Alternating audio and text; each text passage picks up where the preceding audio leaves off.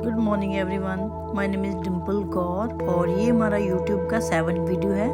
हम उस जर्नी पे चल रहे हैं जहाँ पर हम सक्सेस को सेकंड और सेटिस्फैक्शन को फर्स्ट प्रायोरिटी देंगे। तो जब हम इस जर्नी पे चलते हैं ना, तो हमें बहुत सारी चीज़ें रियलाइज़ होती हैं। तो सबसे बड़ी चीज़ जो हमें रियलाइज़ होती है वो होती है लेट इट गो। तो हम ना प्यार करते हैं, हम फील करते हैं, हम होल्ड करते हैं लोगों को, मोमेंट्स को या फिर अपने पास्ट को। लेकिन रियल पीस, रियल हैप्पीनेस हमें तब मिलती है जब हम लेट इट गो सीख लेते हैं, जब हम किसी को जाने देते हैं। जब तो हम वीक नहीं होते, हम अपने आप में स्ट्रॉन्ग बनते हैं। हम अपने आप को, अपने माइंड को फ्री करते हैं। हम अपने माइंड को काम करना सीखते हैं। हम आगे बढ़ना सीखते हैं। हम आगे बढ़ने के लिए खुद को अप्रिशिएट करते हैं, खुद को फ्री करते हैं, खुद को एक तरह से अवेलेबल करते हैं। क्योंकि जब हमारे माइंड में पुरानी चीज़ें होंगी, हमारा पास्ट होगा, हमारे पास बहुत ज़्यादा एंडलेस थॉट होंगे, तो नए थॉट नहीं आएंगे ना। हम उन्हीं चीज़ों में घूमते रह जाएंगे। तो लाइफ बहुत शॉर्ट है। तो जो आपको रोक रहा है ना, जो आपको पुल कर रहा है पीछे को, उसे रिलीज करो। एक न्यू स्टार्ट करो, एक न्यू चांस लो, अपने आप को स्ट्रॉन्ग बनाओ। एक ना बहुत अच्छी स्टोरी है बुद्धा जी की। तो उनका ना एक शिष्य होता है और वो बच्चा होता है और उसको ना काम दिया जाता है कि आपने बुद्ध जी का कमरा साफ करना है। अब वो बच्चा उनका कमरा साफ कर रहा होता है और वहाँ पे ना एक मूर्ति होती है। उस बच्चे से वो मूर्ति टूट जाती है। अब जब उसे पता चलता है कि बुद्ध जी आ रहे हैं, तो उस मूर्ति को पकड़ के अपने दोनों हाथों से पीछे रख लेता है। जैसे महात्मा जी आते हैं तो वो उनसे पूछता है कि महात्मा जी, मेरे को एक चीज़ बताओ, जब कोई इंसान मर जाता है तो मतलब वो क्यों मरता है? तो महात्मा जी कहते हैं क्योंकि उसका समय पूरा हो जाता है। तो वो बच्चा उनको आगे से जवाब देता है कि महात्मा जी, आपकी मूर्ति का ना समय पूरा हो गया। तो महात्मा जी वहाँ पे हंसते हैं और फिर उस बच्चे को बोलते हैं कि जो बात तुमने मुझे बोली है ना आज, इस बात को अपनी ज़िंदगी में हमेशा याद रखना। फिर वो बच्चा ना उस बात को हमेशा अपनी ज़िंदगी में याद रखता है। उसके कोई दोस्त छूटते हैं ना, वो अपने आप में बोलता है कि कोई बात नहीं, उसका समय हो गया था। उसकी ज़िंदगी से कोई इंसान जाता है, वो कहता है कोई बात नहीं, उसका समय आ गया था। तो हमें भी वही चीज़ याद करनी पड़ेगी। जब हम किसी को लेट इट गो कहते हैं, किसी चीज़ को हम अपनी ज़िंदगी से जाने देते हैं, इसका मतलब ये नहीं होता है कि हम कमज़ोर हैं, हम वीक हैं, हम इसलिए किसी चीज़ को होल्ड नहीं कर पाए। एक्चुअल में हमें उसे होल्ड करना नहीं है। हम उसको होल्ड करने की कोशिश करेंगे तो खुद को वहीं पे रोक लेंगे।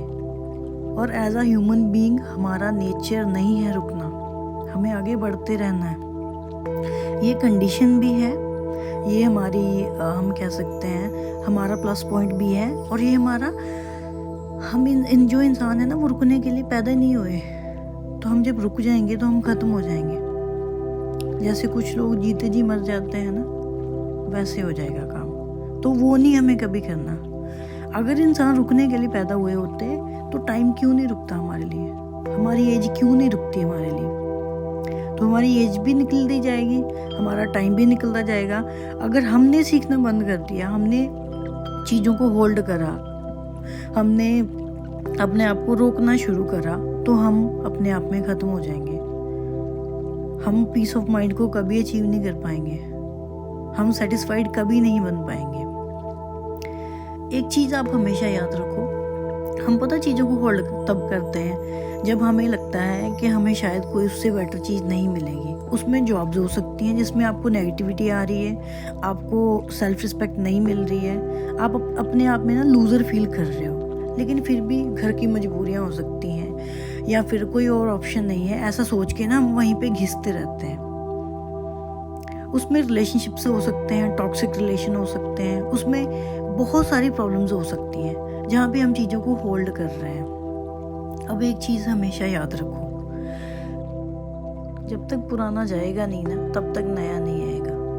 उसमें कोई जॉब ऑफर हो, उसमें कोई इंसान हो, उसमें कोई चीज़ हो जो आपके दिल के करीब है बहुत, तो एक चीज़ हमेशा याद रखो, जो भगवान के प्लान है ना वो हम कभी नहीं समझ पाएंगे, क्योंकि हम इतने कैपेबल नहीं हैं, हमारे पास इतना ज्ञान नहीं है कि हम उनके प्लान्स को समझें। लेकिन वो ना हमें सिम्टम देते हैं, वो हमें कभी ना कभी कुछ कुछ ऐसा दर्शाते हैं जिससे हमें ये लगे कि हाँ उनके प्लान्स बेस्ट हैं। एक चीज़ देखो, कितनी मैजिकल सी चीज़ है ना ये। जितने भी इंसान इस दुनिया में आज तक आए हैं और जितने भी इंसान आज के बाद, अब के बाद जो आ रहे हैं और जो आएंगे आगे, किसी भी इंसान का, किसी भी दो इंसानों का ना फिंगरप्रिंट सेम नहीं होगा।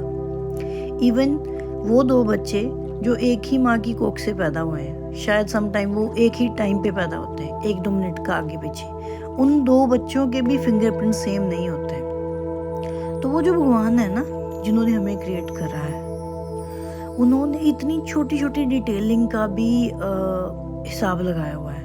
तो बताओ वो हमारी मतलब किस्मत खराब लिख सकते हैं या किसी और के साथ कंपेयर करने वाली लिख सकते हैं? तो हम कैसे डाउट कर लेते हैं उनके प्लान के ऊपर। हमें ना कभी भी खुद को कंपेयर नहीं करना है किसी के साथ। वो भगवान है, उन्होंने इतनी छोटी डिटेलिंग के ऊपर ध्यान दिया है। तो हमारी लाइफ से किसी का जाना, किसी अपॉर्चुनिटी का मिस होना, ये बहुत बड़ी बात है। बिना उनकी मर्जी के पत्ता नहीं हिलता, तो इतनी बड़ी चीज़ कैसे हो सकती है? तो हम उनकी बातों को, उनके प्रोसेस को हम नहीं समझ पाएंगे। हमें बस ट्रस्ट करना है, ट्रस्ट द प्रोसेस, और चीज़ें अपने आप सही होनी शुरू हो जाएंगी। पुरानी चीज़ों को बाहर निकालेंगे तो ये जो ज़िंदगी है ना, ये न्यू हेलो के साथ हमारा वेलकम करेगी। तो सारी गेम माइंड की है, फ्री कर दो, पुराने थॉट्स को निकाल दो अपने दिमाग से। एक गहरी सांस लो,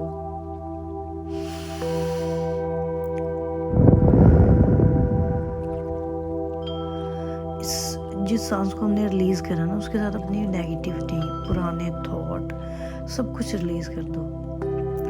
ट्रस्ट द प्रोसेस। वो जो भगवान है ना, वो अपने बच्चों के साथ कभी गलत नहीं करते। Thank you so much. I hope आपको वो मैसेज समझ आया।